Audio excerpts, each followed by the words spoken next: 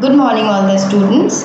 आज हम हिंदी विषय पढ़ेंगे कक्षा 8 के लिए पाठ 2 और पाठ का नाम है लाभ की चूड़ियाँ। प्रस्तुत गद्यांश हमारी पाठ्य पुस्तक बसंत भाग 3 से ली गई है। इस पाठ के लेखक कामता नाथ जी हैं। लेखक यहाँ अपने मामा के गांव के बदलू के बारे में बता रहा है।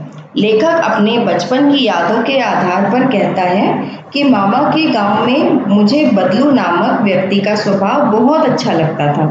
इसी बदलू के कारण वह मामा के गांव में जाने के लिए आतुर रहता था। इसका कारण यह था कि लेखक जब भी मामा के गांव जाता तो वह बदलू के पास अवश्य जाता था। बदलू उसे लाख की रंग बिरंगी छोटी छोटी गोलियां बनाकर देता था। जब लेखक गांव से वापस लौटता तो उसके पास ढेर सारी लाख की रंग बिरंगी गोलियां होती।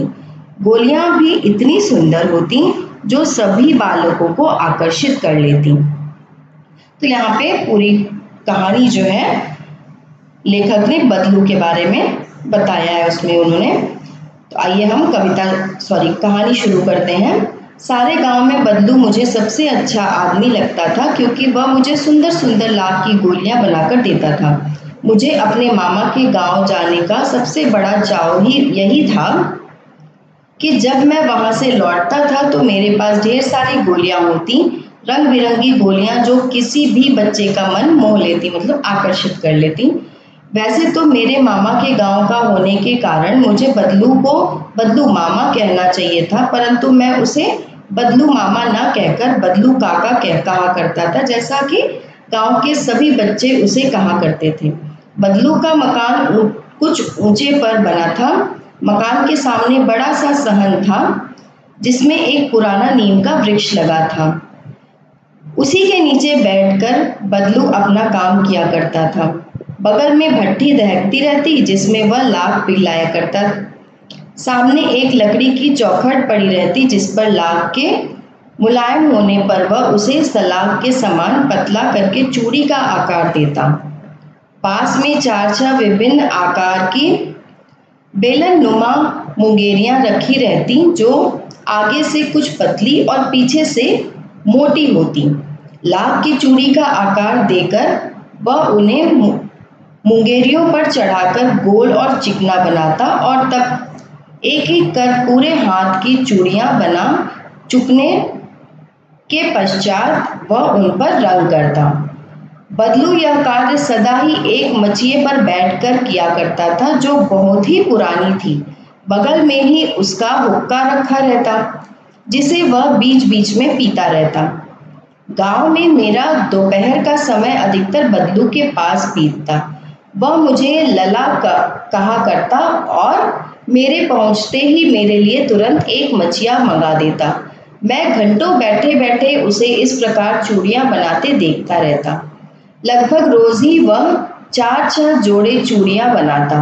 पूरा जोड़ा बना लेने पर वह उसे बेलन पर चढ़ाकर कुछ क्षण चुपचाप देखता रहता, मानो वह बेलन न होकर किसी नव वधू की कलाई हो। बदलू मनिहार था। चूड़ियां बनाना उसका पैतृक पेशा था और वास्तव में वह बहुत ही सुंदर चूड़ियां बनाता था। पैतृक पेशा मतलब उसके पिताजी के पिताजी लगातार ये काम करते जा रहे थे। अब उसकी बारी थी, अब उसको करना था, मतलब ये वंश दर वंश होते जा रहा था। उसकी बनाई हुई चूड़ियों की खपत भी बहुत थी। उस गांव में तो सभी स्त्रियां उसकी बनाई हुई चूड़ियां पहनती ही थीं। आसपास के गांवों के लोग भी उससे चूड़ियां ले जाते थे, परंतु वह कभी भी चूड़ियों को पैसों से बेचता न था। उसका अभी तक वस्तु विनिमय का तरीका था और लोग अनाज के बदले उससे चूड़ियां ले जाते थे। बदलू स्वभाव से बहुत सीधा था। मैंने कभी भी उसे किसी से झगड़ते नहीं देखा। हाँ, शादी विवाह के अवसरों पर वह अवश्य जिद पकड़ जाता था। जीवन भर चाहे कोई उससे मुफ्त चूड़ियां ले जाए, परंतु विवाह के अवसर पर वह सारी कसर निकाल लेता था। आखिर सुहाग के जोड़े का महत्व ही और होता है। मुझे याद है मेरे मामा के यहाँ किसी लड़की के विवाह पर जरा सी किसी बात पर बिगड़ गया था और फिर उसको मनाने में लोहे लग गए थे। विवाह में इसी जोड़े का मूल्य इतना बढ़ जाता था कि उसके लिए उसकी घरवाली को सारे वस्त्र मिलते, ढेरों अनाज मिलता, उसको अपने लिए पगड़ी मिलती और रुपए जो मिलते सो अलग। यदि संसार में बदलू को किसी बात से चिढ़ थी तो वह थी कांच की चूड़ियों से। यदि किसी भी स्त्री के हाथों में उसे कांच की चूड़ियां दिख जाती तो वह अंदर ही अंदर कुढ़ उठता और कभी कभी तो दो चार बातें भी सुना देता। मुझसे तो वह घंटों बातें किया करता, कभी मेरी पढ़ाई के बारे में पूछता, कभी मेरे घर के बारे में और कभी यूं ही शहर के जीवन के बारे में। मैं उससे कहता कि शहर में सब कांच की चूड़ियां पहनते हैं तो वह उत्तर देता, शहर की बात और है लला, वहां तो सभी कुछ होता है। वहां तो औरतें अपने मर्द का हाथ पकड़कर सड़कों पर घूमती भी हैं और फिर उनकी कलाइयां नाजुक होती हैं ना। लाख की चूड़ियां पहने तो मौज ना आ जाए। कभी कभी बदलू मेरी अच्छी खासी खातिर भी करता। जिन दिनों उसकी गाय के दूध होता वह सदा मेरे लिए मलाई बचा कर रखता और आम की फसल में तो मैं रोज ही उसके यहाँ से दो चार आम खा आता। परंतु इन सब बातों के अतिरिक्त जिस कारण वह मुझे अच्छा लगता वह यह था कि लगभग रोज ही वह मेरे लिए एक दो गोलियां बना देता। मैं बहुधा हर गर्मी की छुट्टी में अपने मामा के यहाँ चला जाता और एक आध महीने वहां रहकर स्कूल खुलने के समय तक वापस आ जाता। परंतु दो तीन बार ही मैं अपने मामा के यहाँ गया होऊंगा, तभी मेरे पिता की एक दूर के शहर में बदली हो गई और एक लंबी अवधि तक मैं अपने मामा के गांव न जा सका। तब लगभग 8-10 वर्षों के बाद जब मैं वहां गया तो इतना बड़ा हो चुका था कि लाख की गोलियां मेरी रुचि नहीं रह गई थी। अतः गांव में होते हुए भी कई दिनों तक मुझे बदलू का ध्यान न आया। इस बीच मैंने देखा कि गांव में लगभग सभी स्त्रियां कांच की चूड़ियां पहने हैं। विरले ही हो हाथों में मैंने लाख की चूड़ियां देखी। तब एक दिन सहसा मुझे बदलू का ध्यान हो आया। बात यह हुई कि बरसात में मेरे मामा की छोटी लड़की आंगन में फिसलकर गिर पड़ी और उसके हाथ की कांच की चूड़ी टूटकर उसकी कलाई में घुस गई और उससे खून बहने लगा। मेरे मामा उस समय घर पर ना थे, मुझे ही उसकी मरहम पट्टी करनी पड़ी। तभी सहसा मुझे बदलू का ध्यान हो आया और मैंने सोचा कि उससे मिल आऊं। अतः शाम को मैं घूमते घूमते उसके घर चला गया। बदलू वहीं चबूतरे पर नीम के नीचे एक खाट पर लेटा था। नमस्ते बदलू काका, मैंने कहा। नमस्ते भैया, उसने मेरी नमस्ते का उत्तर दिया और उठकर खाट पर बैठ गया। परंतु उसने मुझे पहचाना नहीं और देर तक मेरी ओर निहारता रहा। मैं हूँ जनार्दन काका, आपके पास से गोलियां बनवा कर ले जाता था। मैंने अपना परिचय दिया। बदलू फिर भी चुप रहा, मानो वह अपने स्मृति पटल पर अतीत के चित्र उतार रहा हो। और तब वह एकदम बोल पड़ा, आओ आओ लला, बैठो। बहुत दिन बाद गांव आए? हाँ, इधर आना नहीं हो सका काका, मैंने चारपाई पर बैठते हुए उत्तर दिया। कुछ देर फिर शांति रही। मैंने इधर उधर दृष्टि दौड़ाई, न तो मुझे उसकी मच्छियां ही नजर आई, न ही भट्ठी। आजकल काम नहीं करते काका? मैंने पूछा। नहीं लला, काम तो कई साल से बंद है। मेरी बनाई हुई चूड़ियां कोई पूछे तब तो गांव गांव में कांच का प्रचार हो गया है। वह कुछ देर चुप रहा, फिर बोला, मशीन युग है ना यह लला, आजकल सब काम मशीन से होता है। खेत भी मशीन से जोते जाते हैं और फिर जो सुंदरता कांच की चूड़ियों में होती है लाख में कहाँ संभव है।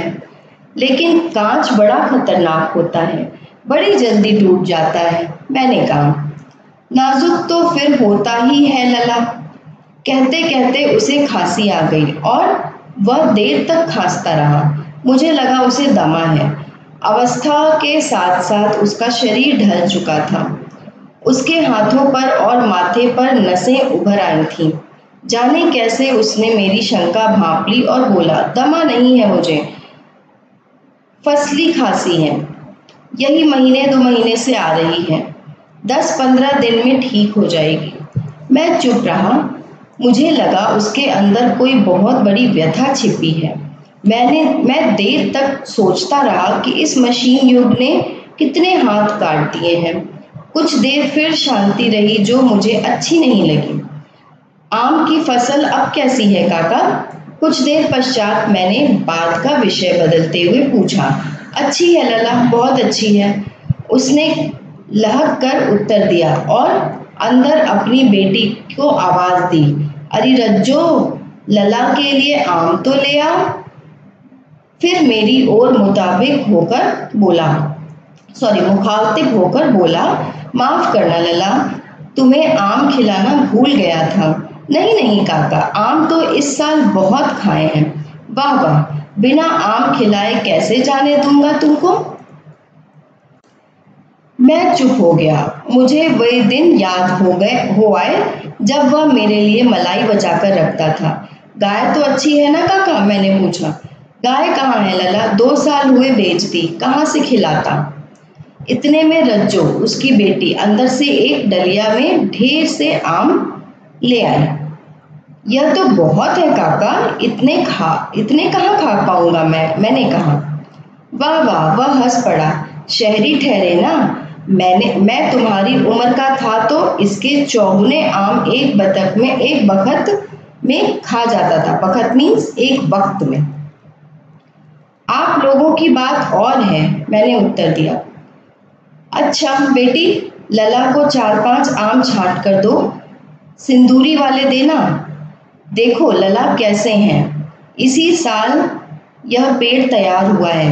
रज्जू ने 4-5 आम अंजुली में लेकर मेरी ओर बढ़ा दिए। आम लेने के लिए मैंने हाथ बढ़ाया तो मेरी निगाह एक क्षण के लिए उसके हाथों पर ठिठक गई। गोरी गोरी कलाइयों पर लाख की चूड़ियां बहुत ही फब रही थीं। बदलू ने मेरी दृष्टि देख ली और बोल पड़ा, यही आखिरी जोड़ा बनाया था जमींदार साहब की बेटी के विवाह पर। 10 आने पैसे मुझको दे रहे थे, मैंने जोड़ा नहीं दिया, कहा शहर से ले आओ। मैंने आम ले लिए और खाकर थोड़ी देर पश्चात चला आया। मुझे प्रसन्नता हुई कि बदलू ने हार कर भी हार नहीं मानी थी। उसका व्यक्तित्व कांच की चूड़ियों जैसा न था कि आसानी से टूट जाए। ये पूरी कहानी है। इस कहानी के प्रश्नोत्तर आपको जल्दी दे दिए जाएंगे, अपलोड कर दिए जाएंगे। और अगर आपको इस कहानी से जुड़े हुए कोई भी प्रश्न करने हैं तो आप आराम से डाउट क्लास में अपने चीज़ें पूछ सकते हैं। ये शब्दार्थ है, आपको अपनी कॉपी में कंप्लीट करना है, ठीक है, पूरा करना है। ये है पूरा पाठ और इस पाठ के उत्तर आपको जल्दी मिल जाएंगे। Thanks for listening. आज के लिए इतना ही।